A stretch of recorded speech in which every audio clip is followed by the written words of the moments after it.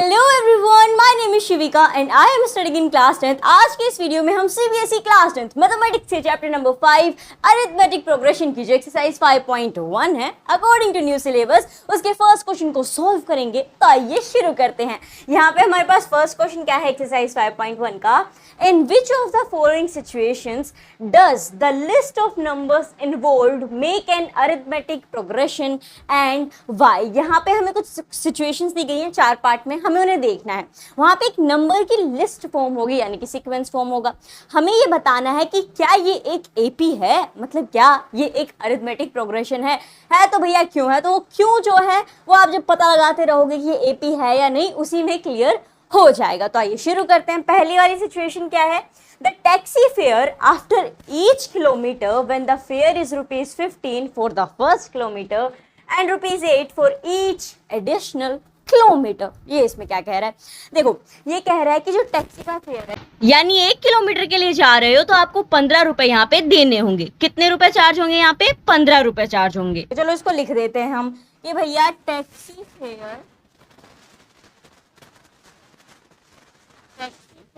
For 1 kilometre और you can also right for first kilometre. ठीक है, जो पहला टर्म हमारा है, अब देखो ये एपी क्या है, टर्म कौन सा है, A1 A2 वगैरह क्या क्या चीज़ें हैं, या हम आगे बढ़ेंगे तो ये सारी चीज़ें जो है अरिथमेटिक प्रोग्रेशन का जो एक्सप्लेनेशन वीडियो है उसमें हमने डिटेल में समझी थी। तो आप वो वीडियो देख सकते हो, डिस्क्रिप्शन में उसका लिंक दिया गया है। तो जैसा कि हमें सवाल में कहा गया है कि भैया 1 किलोमीटर तक अगर जाओगे तो 15 रुपये ही लगेंगे। तो ठीक है, हमारे यहाँ पे लग रहे हैं 15 रुपये। लेकिन अब अगर आपको 1 किलोमीटर से आगे जाना है तो and ₹8 for each additional kilometre, मतलब फर्स्ट किलोमीटर के लिए तो 15 रुपए दो, लेकिन आगे आगे जाओगे तो भैया 8 रुपए हर किलोमीटर के साथ बढ़ते जाएंगे। तो 8 रुपए हर किलोमीटर के साथ बढ़ते जाएंगे। इससे क्या मतलब है, तो अगर हम यहाँ पे लिखें कि टैक्सी फेयर फॉर 2 किलोमीटर, तो इसने कहा कि हर एक एडिशनल किलोमीटर के साथ 8 रुपए बढ़ जाएंगे। मतलब यहाँ पे हो जाएगा आपका 15 प्लस में 8 कितना हो जाएगा, ये 23, यानी अब लगेंगे 23 रुपए 2 किलोमीटर जाने के। अच्छा फिर 3 किलोमीटर के कितने लगेंगे, चलो ये भी निकाल लेंगे। तो यहाँ पे भी सेम आ जाएगा कि भैया टैक्सी का फेयर फॉर 3 किलोमीटर। अब हम ये भी कर सकते हैं कि 15 है, इसमें प्लस कर दें 2 बार 8। इससे कुछ याद आया, तो इससे क्या याद आ सकता है, देखो हमने एक चीज पढ़ी थी कि जो हमारी एपी होती है उसका फर्स्ट टर्म को हम ए कह सकते हैं और we can also say A1, फिर अगला A2, उससे अगला A3, उससे अगला A4, उससे अगला A5। अब अगर आप यहाँ पे देखोगे तो ये अगर हमारा पहला टर्म है A1, ये हमारे दूसरा टर्म है A2 और तीसरा टर्म निकालना होता है तो फॉर्मूला क्या था, बोले अगर A1 है वो आ गया आपके पास, A2 निकालना है तो A1 में प्लस D कर दो। D क्या होता है, डिफरेंस, राइट, जो डिफरेंस होगा वो कर दो। तो यहाँ पे 8 रुपए दिया गया था वो कर दिया। अब हम तीसरे पे आ रहे हैं, डिफरेंस आप यहाँ पे देखोगे अब भी क्या है, 8 रुपए है, सवाल में यही तो कहा गया है। तो अगर आप चाहो तो 15 प्लस में 2D मतलब 8 दूनी 16 कर सकते हो, या फिर 23 में भी जोड़ सकते हो, 23 प्लस 8 कर दो। यहाँ पे 2 किलोमीटर तक आपका 23 रुपए हो गया, उससे आगे अगर जाओगे 1 किलोमीटर बढ़ा दिया तो 8 रुपए और बढ़ जाएंगे। तो 23 प्लस 8 आपका हो जाएगा 31। ठीक है, और आगे के निकाल के देखना चाहो तो निकाल सकते हो। 3 भी हमारे लिए काफी है। अगर 4 किलोमीटर लोगे ना, लेट्स से 4 किलोमीटर, तो आपको 31 में प्लस 8 कर देना होगा विच विल गिव यू 39। अब हमें तो ये बताना है, सवाल में क्या कहा है कि ये बताओ कि ये एपी है या नहीं है। तो जरा देखिए यहाँ पे ये ऐसे ही चलता रहेगा, ठीक है, एंड सो ऑन, किलोमीटर बढ़ाते जाओ आपके रुपए भी बढ़ते जाएंगे। सो अगर हम यहाँ पे देखें 10, पहला क्या था 15, फिर 23, फिर 31, फिर 39, 15, 23, 31, 39 इस तरीके से, और ये सीरीज आगे बढ़ती जाएगी। तो यहाँ पे एपी बन रहा है या नहीं, अब कहोगे हम वो कैसे चेक करें, तो ये हमने जो एपी का एक्सप्लेनेशन वीडियो था उसमें भी समझा था, आपकी टेक्स्ट बुक में भी दिया गया है। क्या, अगली टर्म जो है उसमें से पिछली टर्म को माइनस कर दो, 23 में से 15 घटाओ, बोले 8 बचेंगे, वेरी नाइस। 31 में से 23 घटाओ, बोले यहाँ भी 8 बचेंगे। 39 में से 31 घटाओ, यहाँ भी 8 बचेंगे। यानी जब भी हम अगली टर्म में से पिछली टर्म को माइनस कर रहे हैं तो जो डिफरेंस है वो क्या आ रहा है, 8 आ रहा है। मतलब यहाँ पे जो डिफरेंस है वो क्या हुआ, कॉमन डिफरेंस है। इन सबके अंदर जो डिफरेंस आ रहा है वो 8 आ रहा है, मतलब हमारा कॉमन डिफरेंस सेम है। और चूंकि कॉमन डिफरेंस अगर सेम होगा तो दी गई सीरीज जो है वो क्या होगी, एक एपी होगी। So we can write here 10, 15, 23, 31, 39 and so on forms an AP. पूरा लिख लेना, arithmetic progression forms an AP. कारण भी लिख दो भैया, because every next term is 8 more than the preceding term। ठीक है, कि हर अगली जो टर्म है वो पिछली टर्म से 8 ज्यादा है, और ये हमने पूरा यहाँ पे लिख के भी बता दिया। तो ये हो जाएगा आपके फर्स्ट क्वेश्चन का जो फर्स्ट पार्ट है उसका सॉल्यूशन। आई होप आपने पूरा लिख लिया होगा, समझ भी आ गया होगा कि क्यों हमने इस पर्टिकुलर सिचुएशन में जो कहा गया था 15 रुपए है, हर एक किलोमीटर के साथ 8-8 रुपए बढ़ते जाएंगे। तो ये जो सीरीज बनी है ये एक अरिथमेटिक प्रोग्रेशन होगी और you can say arithmetic sequence होगा। अब चलते हैं हम आगे सेकेंड पार्ट के ऊपर। सेकेंड पार्ट हमारे पास क्या है, द अमाउंट ऑफ एयर। अब देखना ये वाली जो सिचुएशन है ना पर्टिकुलर, ये थोड़ी दिमाग हिलाने वाली है, समझ में नहीं आएगा कि ये पूछ किधर से रहा है। तो देखो ये क्या कह रहा है, the amount of air present in a cylinder when a vacuum pump removes 1/4 of the air remaining in the cylinder at a time. बोले ये क्या कह रहा है, एक सिलेंडर में हवा है, हवा निकाली जा रही है वैक्यूम पंप से, 1/4 वो निकाल ले रहा है, बची हुई सिलेंडर के अंदर जितनी हवा बच गई एक वक्त पे। और ये क्या था, देखो समझो, ये क्या है कि एक सिलेंडर है, लेट्स से एक सिलेंडर है, उसके अंदर हवा है, एयर है, ठीक है। अब जो वैक्यूम पंप है वो क्या कर रहा है, एक बार अगर आप स्ट्रोक दोगे तो 1/4 हवा वो रिमूव कर दे रहा है। वैक्यूम पंप सिलेंडर में जितनी भी हवा हो उसमें से 1/4 हवा रिमूव कर देता है। उसके बाद अब आप जब दूसरा स्ट्रोक दोगे तो अब क्या होगा, जितनी हवा बची है उसमें से दोबारा वैक्यूम पंप जो है वो 1/4 हवा ही रिमूव करेगा। तो इसको हम ऐसे भी लिख सकते हैं कि चलो मान लो let the volume of air, let the volume of air in a cylinder be, ठीक है, मान लेते हैं कि जो सिलेंडर है उसके अंदर तकरीबन 48 लीटर एयर है, ठीक है। अब आपको पूरा समझ में आ जाएगा कि यहाँ पे एपी बन रही है या एपी नहीं है। तो देखो 48 लीटर सिलेंडर के अंदर एयर है, ये हमने लेट कर लिया है, अज्यूम कर लिया है। बोले अब क्या करेंगे, बोले हमें सवाल में कहा है कि 1/4 हटेगी, तो वो भी हम मेंशन कर देंगे जब हम आंसर लिखेंगे ना, तो जो क्वेश्चन में हमें दिया गया है वो भी हम मेंशन कर देंगे that the in each stroke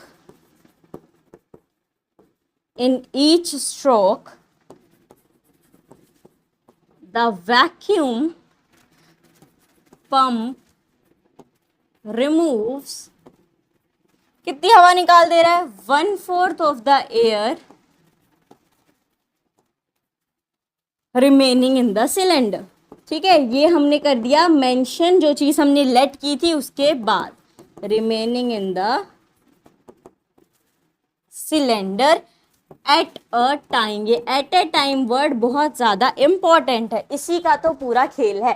अब सीरीज हमारी शुरू हो रही है 48 लीटर से, ठीक है। ध्यान से क्या करना है, जो पहली शुरुआत है हमारी, जो फर्स्ट टर्म है वो हमारी 48 है, ओके। अब 48 का 1/4 रिमूव कर दिया जाएगा एक बार में, तो चलो कर देते हैं। यहाँ पे मैं लिख देती हूँ 48 का 1/4 आपको रिमूव कर देना है।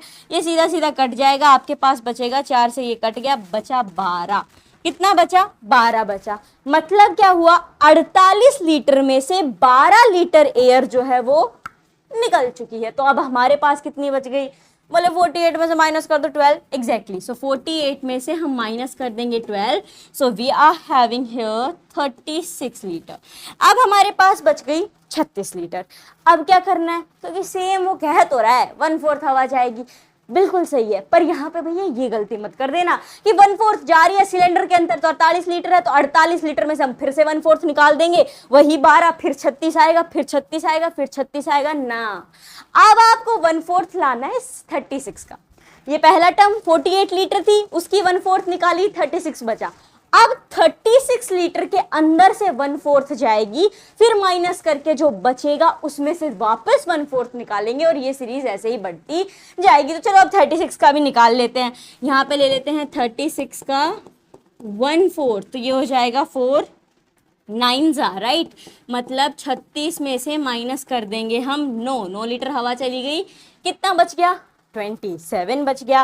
अब ना इसको आप आगे बढ़ाना चाहो तो बढ़ा सकते हो या 3 टर्म के अंदर भी अपना काम चल जाएगा। तो क्या बना है हमारे पास, यहाँ पे हमारे पास सीरीज आई है 48 36 27, ठीक है 48 36 एंड 27। अब हमें चेक करना है कि ये अरिथमेटिक प्रोग्रेशन है या नहीं है। ओके, अभी तो बताया था पहले वाले सिचुएशन के अंदर कि अगले में से पिछले को माइनस कर दो तो कर दो। यहाँ पे अगर आप देखोगे, मैं यहाँ पे 36 माइनस 48 करते हैं, ठीक है, ये यहाँ पे हो गया, यहाँ मैं डिफरेंस निकाल रही हूँ। सो 36 में से मैंने माइनस कर दिया 48, आई एम हैविंग -12। उसके बाद मैंने 27 में से माइनस कर देना है 36, अगली में से पिछली, तभी तो पता चलेगा। तो 36 में 27 में से 36 आपने माइनस कर देना है, तो आपके पास आ जाएगा -9। अब ये बताओ दोनों का डिफरेंस कॉमन है या नहीं, क्योंकि एक में -12 है, एक में -9 है, माइनस के अलावा यहाँ पे और कुछ कॉमन नहीं है। एग्जैक्टली यानी हमारा डिफरेंस यहाँ पे क्या कॉमन नहीं है, डिफरेंस सेम नहीं आ रहा है। और जब तक किसी सीरीज के अंदर डिफरेंस सेम ना हो हम उसे एक अरिथमेटिक प्रोग्रेशन नहीं कह सकते हैं। तो भैया यही चीज हम लिखेंगे कैसे कि ये एक एपी नहीं है। सो इसे आप लिखोगे that clearly we can see, हमें साफ साफ दिख रहा है, clearly we can see here the adjacent terms of this series do not have the common difference, ठीक है, इसे पूरा लिखिएगा, common difference between them, therefore, और इसीलिए ये एक एपी नहीं है। therefore this series is not an AP, ये सीरीज एक अरिथमेटिक प्रोग्रेशन नहीं होगी क्योंकि यहाँ पे कॉमन डिफरेंस सेम नहीं है। तो इन दो सिचुएशन में आपको ये तो अच्छे समझ में आ गया होगा कि अगर आपको ऐसे सिचुएशन दे दी जाए तो सीधा सीधा देखो फर्स्ट टर्म मेरी क्या है, अगली टर्म इस सवाल के मुताबिक क्या आएगी, फिर उससे अगली क्या आएगी, इनका कॉमन डिफरेंस निकाल के देख लोगे, सेम आ गया डिफरेंस तो कह दोगे अरिथमेटिक प्रोग्रेशन है। अगर कॉमन डिफरेंस सेम नहीं है तो भैया अरिथमेटिक प्रोग्रेशन नहीं है। चलो अब अगले पे बढ़ते हैं, थर्ड पार्ट के ऊपर, काफी इंटरेस्टिंग है। क्या है यहाँ पे, that the cost of digging a well after every meter of digging when it costs rupees 150 for the first meter and rises by rupees 50 for each subsequent meter। देखो कोई इंसान है जो क्या खुदवा रहा है, कुआं खुदवा रहा है, तो हर मीटर में यानी 1 मीटर कुआं खोदने की जो प्राइस ले रहा है खोदने वाला, जो रुपए ले रहा है खोदने वाला, वो है 150 रुपए। कितने रुपए ले रहा है, 150 रुपए ले रहा है। उसके बाद क्या है, अब जैसे मान लो कोई चाचा खोद रहे हैं, एक बच्चा खुदवा रहा है, वो कह रहा है चाचा नहीं थोड़ा और गहरा कीजिए ना, नहीं 3-4 मीटर और बढ़ा दीजिए, तो भैया इतने ही प्राइस में तो करेगा नहीं। अब वो फिलहाल 1 मीटर के 150 ले रहा है, तो कहेगा बबुआ 150 दे रहे हो 1 मीटर के, और गहरा करवाना है तो 50 रुपए हर मीटर के साथ बढ़ेंगे, देख लो। अब उसे तो कुआं खुदवाना है, तो उसने कहा ठीक है कर दो, खोदते जाओ, जितना मीटर खोदोगे 50-50 रुपए हम आगे देते जाएंगे। अब हमें ये बताना है कि ये जो पूरा क्रियाकलाप चल रहा है ये अरिथमेटिक प्रोग्रेशन है या नहीं है। तो चलो बताते हैं। सबसे पहले तो हम लिखेंगे that cost of digging a well for first metre, पहला मीटर खोदा तो उसके लिए कितने रुपए लिए, यानी जो खुदवाने वाला है वो कितने रुपए देगा खोदने वाले को फर्स्ट मीटर के लिए, जल्दी बताइए। 150 रुपया देगा। जी बिल्कुल सही है, 150 रुपए देगा। सो ये हो गया आपके 150 रुपीज। अब अगले, अब मान लो पहले मीटर के उसने 150 दिया, अब उसे 2 मीटर गहरा कराना है, तो अब अगला टर्म आ जाएगा आपका, ये सेम पूरा लिखते जाइएगा, cost of digging well for, अब हमें चाहिए फर्स्ट 2 मीटर। अगर हम पहले 2 मीटर खुदवा रहे हैं तो चाचा ने तो पहले ही साफ कर दिया कि भैया 50 रुपए फालतू लगेंगे हर मीटर के साथ, ठीक है। यानी अब क्या हो जाएगा, अब 150 में 50 और लग जाएंगे, ये हो गया आपका 200 रुपए बन गए, ठीक है। ये आप देखोगे, आपको यही सम देख के, ये सिचुएशन देख के कि हर के साथ 50-50 रुपए, हर मीटर के साथ 50-50 रुपए बढ़ते जाएंगे, तो दिमाग में तो क्लियर हो ही गया होगा कि it is an AP arithmetic progression है, क्योंकि 50-50 रुपए ही तो बढ़ रहे हैं, ऐसा तो नहीं हो रहा एक बार 25 बढ़ रहे हैं, फिर एक बार 50 बढ़ रहे हैं, फिर 75 बढ़ गए, फिर 5 रुपए ही बढ़े। यहाँ पे कॉमन चल रहा है, 50 बढ़ा, अगले में 50 बढ़ा, फिर भी हम ये पूरा लिख के देंगे। अब अगला आ जाएगा आपका फर्स्ट 3 मीटर्स का, ले लो कितना हो जाएगा, 200 मीटर आपका ये आया, 200 में 50 जोड़ दो, 250, सो ये हो गया 250 रुपीज। और आगे बढ़ते हैं, चलो 4 मीटर का अगर हम देखें तो कितना हो जाएगा, बोले 250 में 50 जोड़ दो, 300, कितना आ गया, 300 आ गया। अब इस सीरीज को लिख देते हैं, तो चलो लिख दो, और ये ऐसे ही चलता रहेगा, ठीक है, एंड सो ऑन। सो अगर अब हम इस सीरीज को लिखें, शुरुआत हुई थी 150 रुपए से, फिर 50 रुपए बढ़े 200 आया, फिर 50 बढ़े 250 आया, फिर 300 आ गया, और ये ऐसे ही चलता रहेगा। आप कॉमन डिफरेंस निकालो, 200 में से 150 गया, 50 बचा, 250 में से 200 गया, 50 बचा, 300 में से 250 गया, 50 बचा। तो यहाँ पे हमारा कॉमन डिफरेंस क्या है, सेम है, 50 रुपीज है। So we can write that this 150, 200, 250, 300 and so on. यहाँ पे आ जाएगा फॉर्म्स एंड एपी, ये एक अरिथमेटिक प्रोग्रेशन बना रहे हैं। रीजन क्या है, the common difference with common difference of 50 between them, 50 रुपए का कॉमन डिफरेंस चल रहा है, इसीलिए यहाँ पे एक अरिथमेटिक प्रोग्रेशन फॉर्म हो रही है। आई होप आपको ये पर्टिकुलर सिचुएशन समझ में आ गई होगी, किस हिसाब से कुआं खुद रहा था, कितने मीटर पे कितने रुपए लग रहे थे, कैसे कैसे आगे बढ़ा तो किस किस हिसाब से रुपए बढ़ते गए, और यहाँ पे एक एपी फॉर्म होती गई। So let's move to the next situation, that is the fourth one, the amount of money in the account every year when ₹10,000 is deposited at compound interest at 8% per annum। Okay, हमें ये यहाँ पे कह रहा है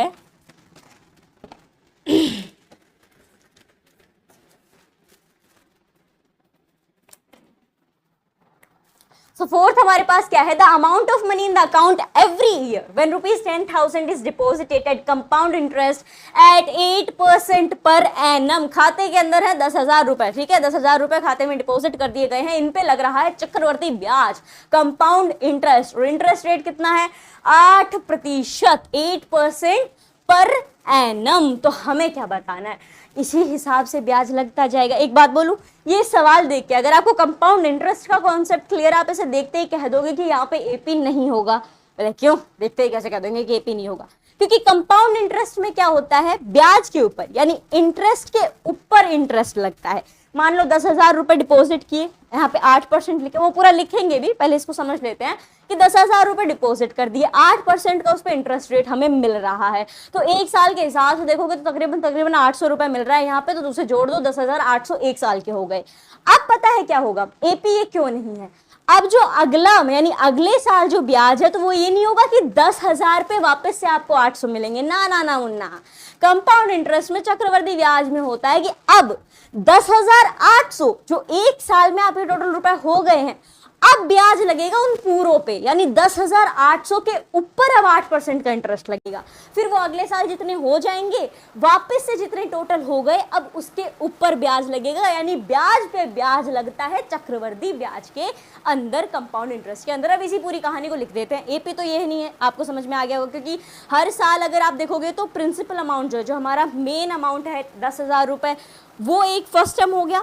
अगली term जो आई वो ठीक है, लेकिन उससे अगली टर्म जो आएगी उनका डिफरेंस सेम नहीं होगा, और इसे हम यहाँ पे शो भी करके दिखाएंगे कि कैसे नहीं हो रहा है। तो सबसे पहले तो लिखेंगे कि चलो मान लेते हैं दैट इफ ₹P, मान लो कि अगर P रुपए डिपॉजिट किए हैं, अब यहाँ पे फॉर्मूला बनाएंगे कंपाउंड इंटरेस्ट का, जो फॉर्मूला उसके हिसाब से, तो इसीलिए पहले वो पूरी राम कहानी हम लिख दे रहे हैं कि भैया इस तरीके से ये फॉर्मूला बनेगा। So if ₹P is deposited at R% compound interest,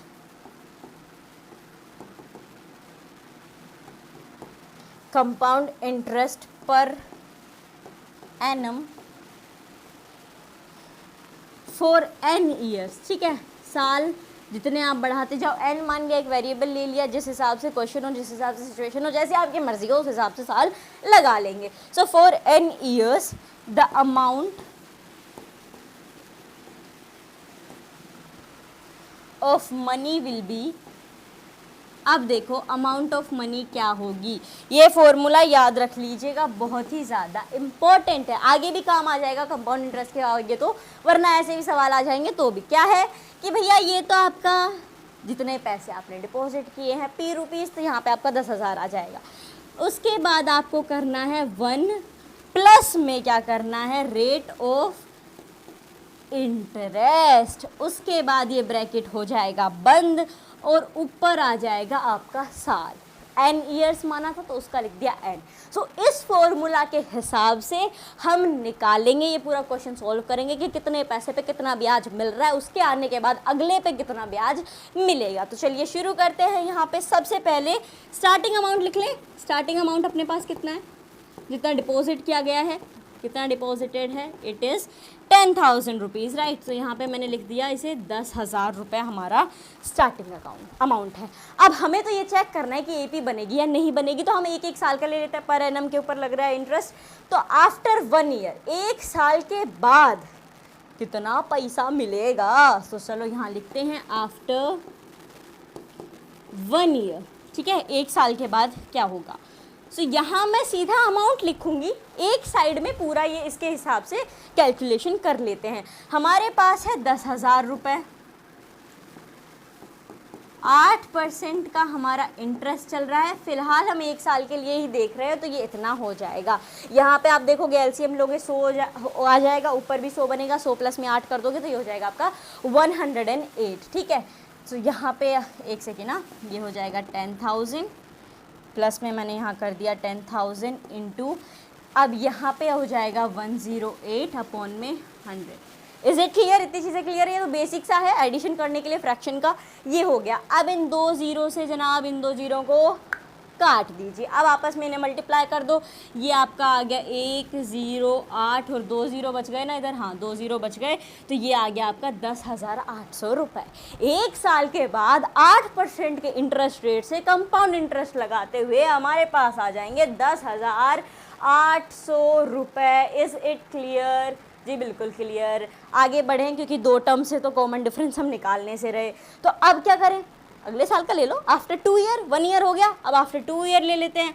after 2 year maximum 3 terms में आपको एपी है या नहीं इसका पता चल जाएगा इस तरीके के क्वेश्चन में, किसी किसी में 4-5 भी लेनी पड़ सकती हैं, वो डिपेंड करेगा सवाल के ऊपर। सो आफ्टर 2 ईयर्स हमारे पास कितने हो जाएंगे, सेम वही, ये पूरा डाटा वही रहना। अब देखो 1 + 8 अपॉन 100 में क्या आएगा, 108 अपॉन में 100, ठीक है, ये वाला फ्रैक्शन तो पूरा सोल्व हो गया, किंतु परंतु n आपका हो जाएगा कितना, 2 ईयर्स। सो 10,000 इंटू 108, अब ये किस तरीके से हो जाएगा आपका 10,000 गुना 108 बटा 100 गुना 108 बटा में 100, ठीक है, ये 2 बार हम लगा रहे हैं। अब देखोगे तो इन 2 ज़ीरो से ये 2 ज़ीरो कट जाएंगे, इन 2 ज़ीरो से ये 2 ज़ीरो कट जाएंगे, इनका तो काम तमाम हो चुका है। अब आपको खाली 108 इंटू 108 करना है, तो जब आप 108 गुना 108 करेंगे तो जनाब हमारे पास आएगा 11,664 रुपये। बस अब हमारे पास हो गया है सफिशिएंट इन्फॉर्मेशन कि ये एपी है या नहीं ये बताने के लिए। बोले वो कैसे हो गया, चलो मैं ये सीरीज़ लिख दूँ पूरी जो भी हमने बनाई है, इसको मैं थोड़ा छोटा कर दे रही हूँ। आई होप आप ये आंसर मेरे साथ लिखते जा रहे हो, समझते भी जा रहे हो। सीरीज़ हम यहाँ पे लिख देंगे। पहले थे हमारे पास 10,000 रुपये, फिर हमारे ब्याज मिल गया, 8% का इंटरेस्ट रेट चल रहा था, तो हमारे पास आ गए 10,800 रुपये। हाँ, साल में 800 रुपये बढ़ गए। ओके, उसके बाद क्या हुआ, कंपाउंड इंटरेस्ट था चूँकि, तो भैया ब्याज पे ब्याज लगेगा। शुरू में ये चीज़ क्लियर हो गई थी। तो अब 10,800 के ऊपर जब ब्याज लगा तो हमारे पास आ गए 11,664 रुपये 2 साल के बाद। और ये सीरीज़ इसी तरीके से आगे चलती जाएगी, डॉट डॉट डॉट डॉट हमने लगा दिए हैं। अब हमें पता करना है कि एपी है या नहीं। कैसे करेंगे, कॉमन डिफरेंस निकालेंगे। ओके, सो 10,800 में से आप माइनस कर दो 10,000, कितने बचे 800 रुपये बचे गाइस। चलो इसको करके देखो, 11,664 में से यानी 11,664 में से हमें माइनस कर देना है 10,800 रुपीज़। तो भैया हमारे पास बन जाएंगे 864 रुपये। खेला हो गया, 64 रुपये यहाँ पे एक्स्ट्रा आ गए हैं हमारे पास। मतलब कि यहाँ पे जो डिफरेंस है अगले टर्म, पिछली टर्म को अगली में से माइनस करके हमने देखा तो पता लगा कि यहाँ पे तो डिफरेंस ही अलग है। अब क्योंकि डिफरेंस अलग है यानी कॉमन डिफरेंस सेम नहीं है तो ये एक एपी नहीं है। तो चलिए इसे भी लिख देते हैं कि ये एक एपी क्यों नहीं है। ये हो गया थोड़ा और छोटा, और यहाँ पे हमने लिख दिया दैट क्लियरली, ये तो हमें साफ साफ नज़र आ रहा है, that the terms clearly the terms of this series do not have, क्या नहीं है इनके पास, चला बताइए क्या नहीं है। रोटी है, कपड़ा है, मकान, क्या है जो इनके पास नहीं है। वह कॉमन डिफरेंस नहीं है, सी डी। तो मैंने यहाँ पे सी डी लिख दिया है, आप पूरा कॉमन डिफरेंस लिख लीजिएगा। Common difference between them, therefore this is not an AP, इसीलिए ये सीरीज एक अरिथमेटिक प्रोग्रेशन नहीं है। और ये हो जाएगा आपका जो पहला सवाल है एक्सरसाइज 5.1 के फोर्थ वाली सिचुएशन का आंसर। आई होप आपने ये सब कुछ नोट डाउन कर लिया होगा एंड आपको ये सवाल अच्छे से समझ में भी आया होगा कि अगर ऐसी सिचुएशन दे दी जाती है तो ये एपी अरिथमेटिक प्रोग्रेशन है या नहीं है, ये आप कैसे बताएंगे। सो अगर आपको एक पूरा क्वेश्चन अच्छे से क्लियर हो गया हो, समझ में आ गया हो, तो इस वीडियो को जनाब कर दीजिए लाइक, और हाँ अपने दोस्तों के साथ भी तो शेयर कीजिए ताकि वो सिर्फ कुआं खोदते ही ना रह जाए, पता तो लगा पाए कि एपी बना भी रहा है या नहीं बना रहा है। So share this video with your friends, we will meet in the next video. Till then take care, bye bye.